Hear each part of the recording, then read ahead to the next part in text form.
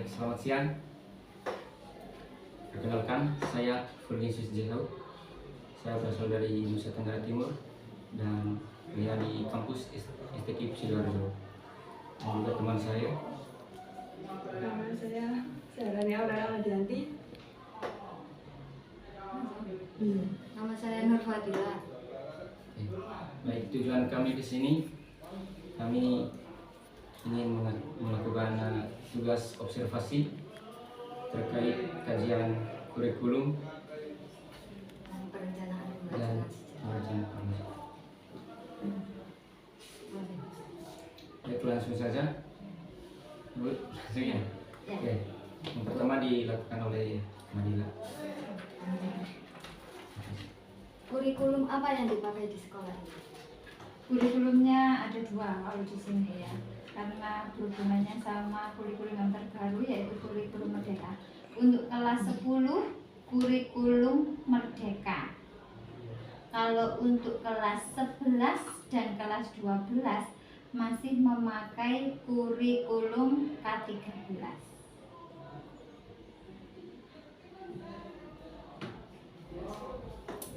Jadi itu beda. Beda. Kalau kurikulum K13 itu ada kayak semacam proyeknya. Terus kalau dulu kalau kurikulum K13 itu kan ada kayak semacam ini ya. Kalau KD, kompetensi dasar, KI gitu. Kalau sekarang itu enggak ada itu. Bukan itu, tapi langsung kayak semacam modul pembelajarannya, maksimumnya kayak gitu. Jadi TP-ATP. TP itu adalah tujuan pembelajaran, sama ATP. ATP itu adalah alur tujuan pembelajaran. Itu beda. Sekarang kalau kurikulum K13 tidak ada KIKD lagi, tapi adanya TP-ATP. Yang membuat siapa? Gurunya sendiri. Kalau dulu istilahnya silabusnya kan sudah ada. Nah, kalau sekarang itu istilahnya kayak semacam KD-nya sudah tahu. Kalau sekarang itu kita yang menentukan, sudah ada rinciannya, tujuan pembelajarannya, tapi alurnya kita yang bikin sendiri. Setiap sekolah bakalan beda. Itu perbedaannya.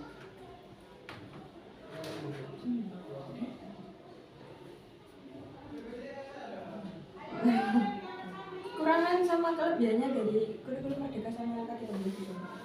Kekurangan dan kelebihan. Kalau masalah kekurangan dan kelebihan itu saya yakin nggak, kurikulum itu ini ya, apa istilahnya, suatu sistem yang sudah tersusun oleh pemerintah. Ya ada kelemahan dan kelebihannya, tapi saya kurang begitu tahu kalau tentang kekurangan dan kelebihannya. Hanya saja saya yakin bahwa kurikulum yang diterapkan oleh pemerintah itu adalah sudah kurikulum yang terbaik. Gitu. Kalau kurikulum K13 itu sudah ada itu tadi, silabusnya sudah jelas nih, materinya apa aja. Kalau K13 kurikulum kurikulum merdeka itu gurunya sendiri, ya itu tadi kadang-kadang gurunya sih bingung. Kalau pinter-pinter guru gitu loh, mau setelah materi ini mau materi apa kayak gitu tuh terserah gurunya. Yang penting tujuan pembelajarannya itu tadi sama, kayak gitu. Berarti lebih enak K13. Tidak ada yang lebih enak dan tidak ada yang lebih gak enak. Ya, karena itu deh, setiap perubahan itu bakalan ada gitu loh. Dulu K13 kita seolah-olah juga susah semuanya. Istilahnya kita juga menyesuaikan setelah kurikulum yang 2016 dulu itu. Terus habis itu kurikulum masih kurikulum K13 ya. Terus ada kurikulum merdeka. Guru-guru ya bingung juga, ya sama bingungnya juga. Tapi ya gitu, apapun yang diinikan, yang penting kita sudah melaksanakan yang terbaik kita aja. Gitu. Tidak ada yang lebih baik dan tidak ada yang lebih buruk. Itu pastilah yang terbaik yang sudah diterapkan oleh pemerintah. Bedanya lagi ada, kelas 10 itu ada project. Project itu bukan per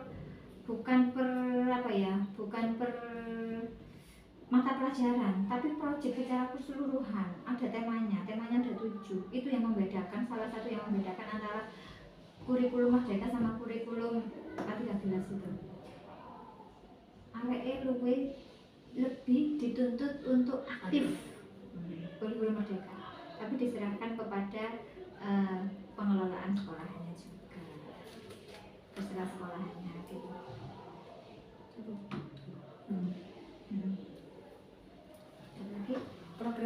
yang paling signifikan di kelas dengan implementasi dari kurikulum yang berlaku?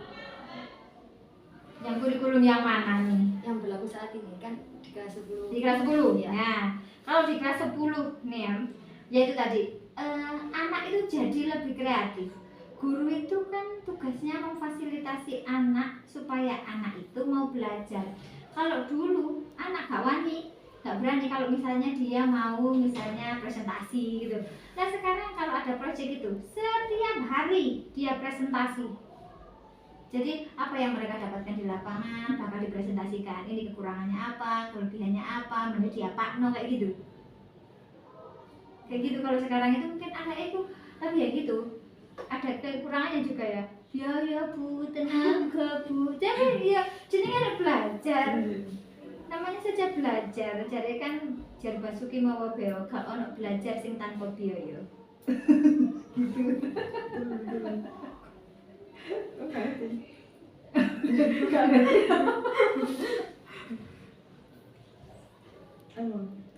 Kalau yang K13 Kalau yang K13 karena anak-anak sudah ini istilahnya sudah terbiasa kan beberapa tahun ini kan juga pakainya K13 semuanya. Jadi ya materinya silabusnya ada sesuai dengan ini ya dilaksanakan secara ini. Dilaksanakan sesuai dengan apa yang ada selama ini, tidak ada perubahan yang terlalu signifikan. Hanya saja memang sejak kurikulum K13 sampai kurikulum Merdeka ini kan memang dua-duanya itu adalah konsentrasinya adalah ke peserta didik. Jadi bukan guru lagi yang banyak bicara, tapi muridnya yang lebih aktif. Apalagi kalau kurikulum Merdeka ini sing lebih disuruh untuk belajar lebih. Hanya saja lek biyen ono arahannya sudah terarah, lalek apa ini kurikulum Merdeka ini arahannya itu ya gurune sing nentukno. Karena setiap sekolah bakalan berbeda dengan sekolah yang lain di ATP-nya, alur tujuan pembelajarannya. Terus bagaimana kinerja atau pengembangan kurikulumnya? Kinerja pengembangan kurikulumnya kalau seperti ini ya lebih susah gitu ya. Maksudnya berdua lebih susah, kenapa? Waktu kurikulum bakalan kerja lebih ekstra karena ada dua kurikulum yang berbeda. Apalagi di kurikulum Merdeka ini ya, nilai proyek itu tadi ya, ngajar itu ono sing ngajar paruhan loh, 0,5 itu untuk proyek kayak seni PPKN itu 0,5, jadi setengah jam, cuma setengah jam pelajaran istilahnya kayak gitu. Jadi setiap ininya itu ada 1 jam pelajaran untuk seni dan 1 pelajaran untuk PPKN. Itu harus dijadikan 1. Masa ngulang sejam oleh apa kira-kira? Sudah 1 jam itu 45 menit. Tuh, ada yang kayak gitunya. Itu yang agak ribet ya. Itu yang agak susah, membingungkan kalau di kurikulum ini mungkin. Tapi itulah hal yang baru, tapi nanti kalau kita sudah terbiasa kan ya bakalan enak juga. Siapa lagi? Kemudian apakah dengan adanya perubahan kurikulum membawa dampak positif bagi pelajaran sejarah? Ya membawa dampak. Kayak misalnya nih kita sejarah kan kadang-kadang kan anak-anak kalau misalnya diterangkan toh kayak misalnya belajar bahasa bingung ya, apa sih pusing, apa sih candi, apa sih nggak ngerti gitu. Lah makanya sekarang itu kadang-kadang itu ada kayak semacam proyek-proyek apa yang dimasukkan ke mata pelajaran sejarah gitu tuh kayak tak suruh buat vlog, jadi mengunjungi tempat-tempat bersejarah tapi istilahnya dirinya itu belajar tapi secara mandiri, nggak dikoordinasi. Jadi mereka belajar sendiri, budal-budal dewe. Tadi ngerti bu kok ngapain gitu deh. Kalau masalah ininya, apa ini namanya, perencanaan pembelajarannya, RPP-nya, itu ya beda antara kelas 10 dan kelas 11 dan 12. Kalau kelas 10 dulu kan ada sejarah peminatan ya. Kalau kurikulum K13